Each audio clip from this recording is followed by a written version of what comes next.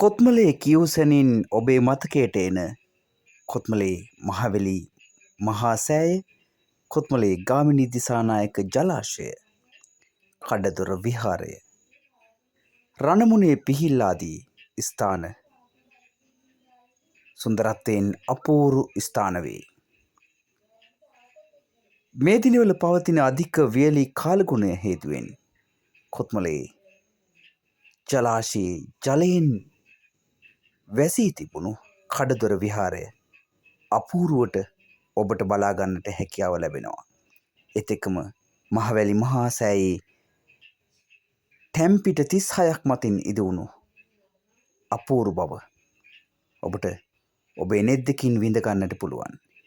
ඒත් එක්කම අවට සිරි නරඹමින් යන විට ඔබට මහවැලි ජලාශයේ ජලයෙන් යටව යළිත් මතුව ඇති බෝධීන් වහන්සේ නමක්ද අද වන විට දැක ගන්නට හැකියාව ලැබෙනවා.